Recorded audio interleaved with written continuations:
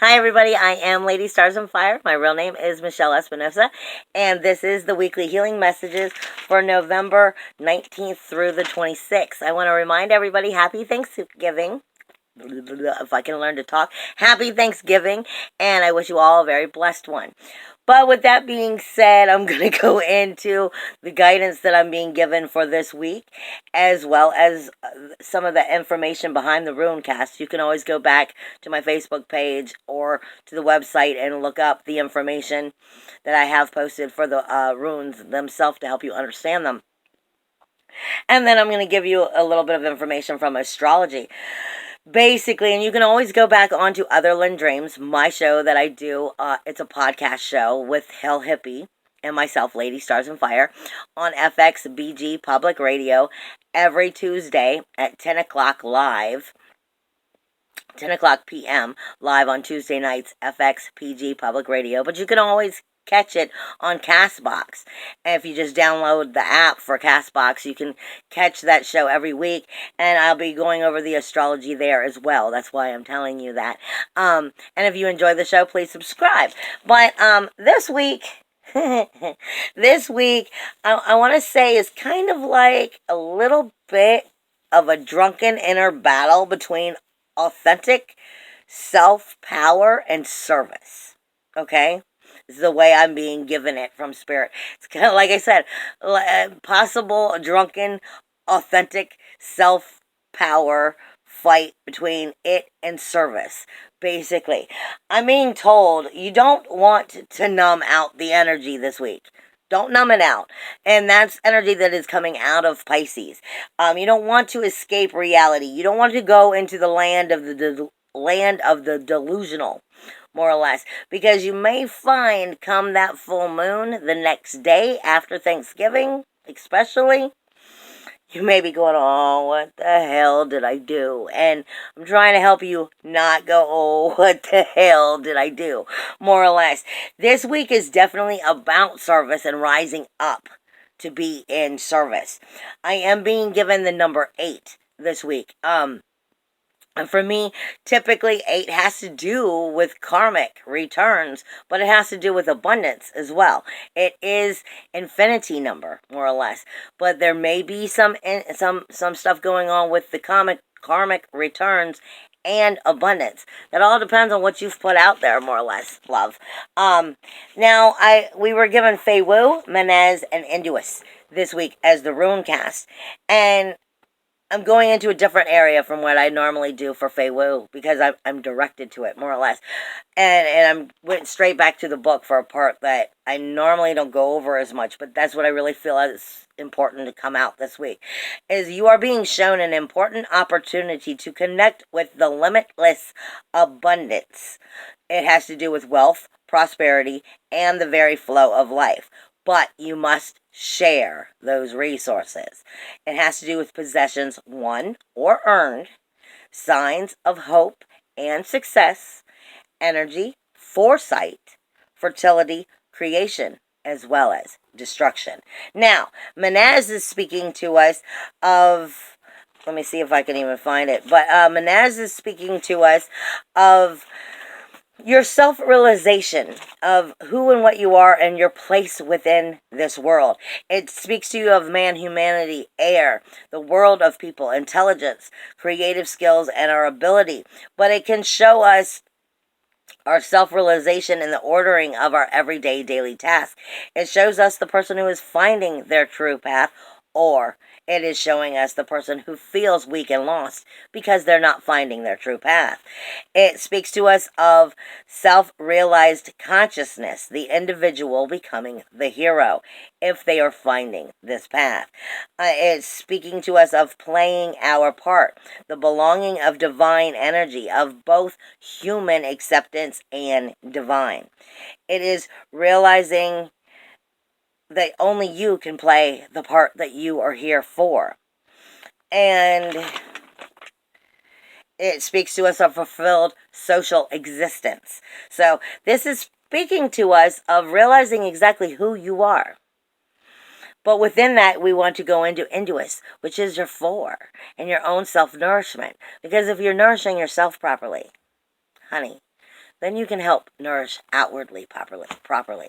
But if you're not, because you're in the land of the delusional, you're escaping reality, then you're not going to be able to nurture properly outwardly. So service will be lost. That is basically what this week is coming down to. Now, as I get into the astrology, the sun is moving into Sagittarius on Thanksgiving. It is moving into that universal ninth house, which I tend to see is bringing us closer to our higher self. And our higher self is trying to communicate with us in that universal ninth house. And so the sun is going in there. The illumination itself is going into that area. But Mercury is in retrograde and Jupiter is now home. So it is incredibly powerful, the sign is going to become. But it happens on Thanksgiving Day. Now, the very next day, the full moon takes place in Gemini. Gemini, as I like to put it, is everybody else calls it the twins, the two sides. I call it Jekyll and Hyde. You don't really know which side of the twins you're going to get, Jekyll or Hyde. And this is why I'm saying you might find yourself going, oh, what the hell did I do? Because Jekyll and Hyde is coming out with the full moon. Everything in the full moon is brought to light for a reason. And that's for you to heal it.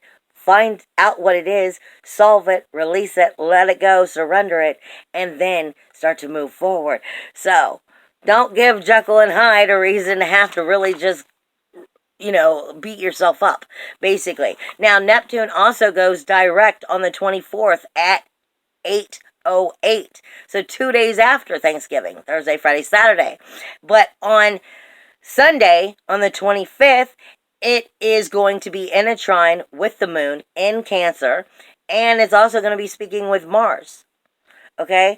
So, like I said, right now, Neptune, it could very easily become the land of the delusional.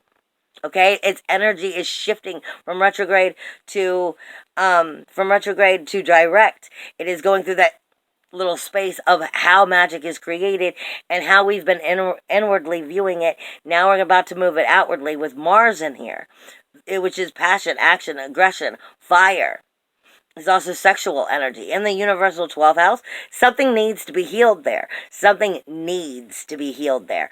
And with Chiron in there too, this whole next month it's going to be going like this because it's trying to find what it is that's in denial that needs to be healed. Okay? And it's bringing up magic in all kinds of different ways with super abundance coming at it from all different directions. Remember, keep your eye on the beacon over this whole month because you can easily get caught in the land of the delusional. This is why I put out a video last week saying, it's like entering Alice in Wonderland all through the month. Now, you have your staples, which have not changed, other than, that the North Node has now moved into Cancer. It's no longer in Leo. Your regular staples right now, which have been the energy for the last couple of weeks, is Chiron in Pisces, the Sun now, and Mercury and Jupiter, and the North Node are all in a trine. This is a healing energy that's for your higher self to move forward, overcoming karmic energy. Now, you also have a T-square, which is going to be a little bit more harsher on you, which is Uranus, which is now in Aries, Venus, which is in Libra, which is your universal 7th house, speaking to your independence, your individuality, your uniqueness, your freedom, about karma again, and your home. Your home. This is your biggest first karmic energy, you. Okay, and trying to overcome those energies of how can you still be yourself, your individuality, your uniqueness, your freedom. How can you overcome some of those karmic situations within relationships? This is all going on as we enter into the next month. But this week you have the moon, which is going through Aries on the 19th and 20th. So we go into me kind of fire, bold, let me start something new energy. Then we get into on the 21st and the 22nd on Thanksgiving, the moon is in Taurus, where you just kind of want luxury. You want to enjoy life. You're not really wanting to change. You're wanting to just let me enjoy and go with the flow. But you can be very bullheaded at this time. So that's why I said it's kind of coming into a little bit of a drunken, authentic self-power versus service. Okay? Now you're taking the very next day, the moon moves into the 23rd and the 24th into Gemini. And that's where the full moon will be. Jekyll and Hyde. We're looking at all sides of the story, more or less. And then we end the week coming into Sunday and Monday on the moon being in Cancer, where you're wanting to get back to the nesting. You're wanting to get back to, enjoying the ones who you love and bringing them close to you. Okay, you do have challenges this week. Sagittarius, the universal ninth house, where I say your higher self is speaking to you, has Jupiter there. Now it will have the sun there and Mercury. Mercury is in retrograde, overdrive, kind of communicating with you about things that you personally need to get right or haven't seen or learned about yourself and how you communicate outwardly. The sun is illuminating this energy of that higher self speaking to you. Jupiter is giving it the abundance and the higher knowledge to go with all of this, but it's not getting along with Pisces, and it's not getting along with Mars. Okay, Mars is your inner warrior, your inner SWAT team. It is your passion, your action, your aggression, your fire, your sexual energy. And in Pisces, it wants to believe things are better than they are. It wants to believe things can be better than they are. It's where you can get lost in the land of the delusional. Okay, and Neptune is going from retrograde to direct, so its magic is taking a new form as it shifts. Then you also, so you want to just pay attention that you're really truly listening to your heart and soul, and like I said, just stay out of the land of the delusional this week.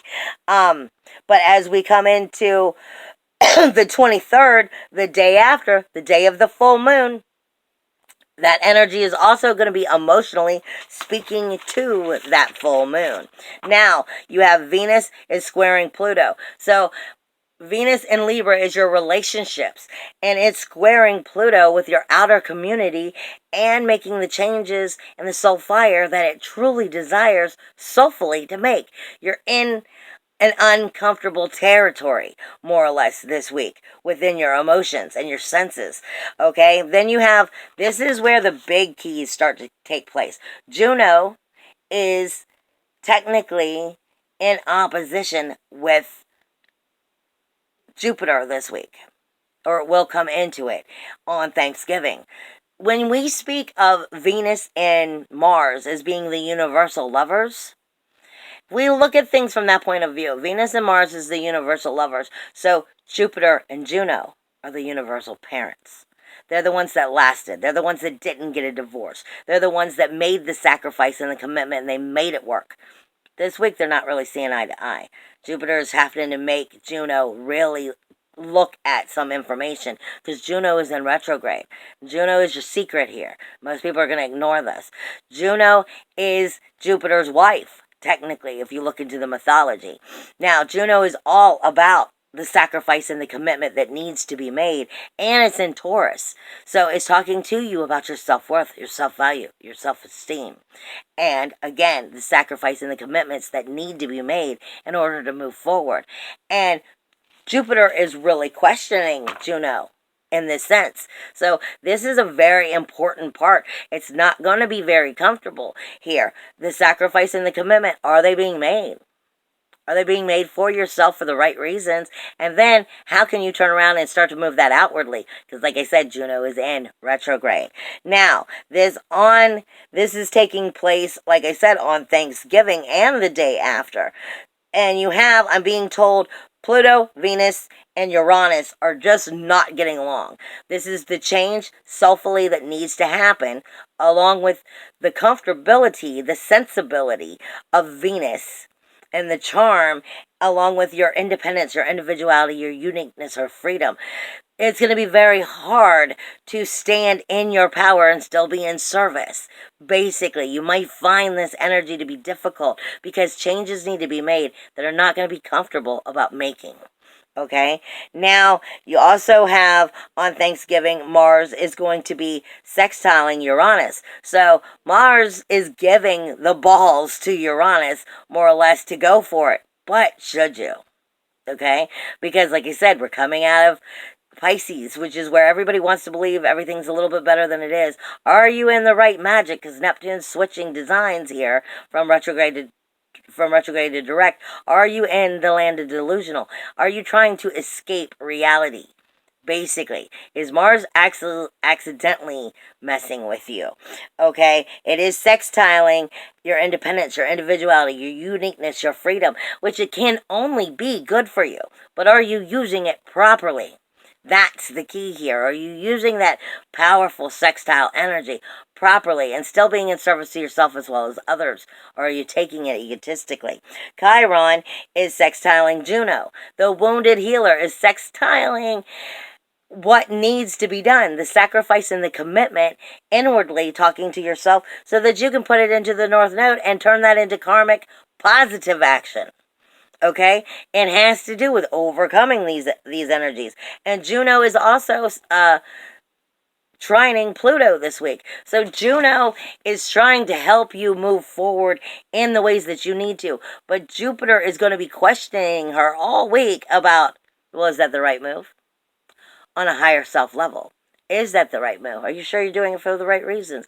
Is the sacrifice and the commitment the right ones? And that's the key here, so that you can understand how to be in your higher power and still be in service and be the best you that you can be. Now, you also have Saturn for the rest of the week, though, is going to be sextiling Mars. Your roles, your walls, your boundaries, on creating new ones from learning about what needs to be healed. Then you have Pluto and Vista, your soul fire with the soul change, okay, which is sextiling Neptune.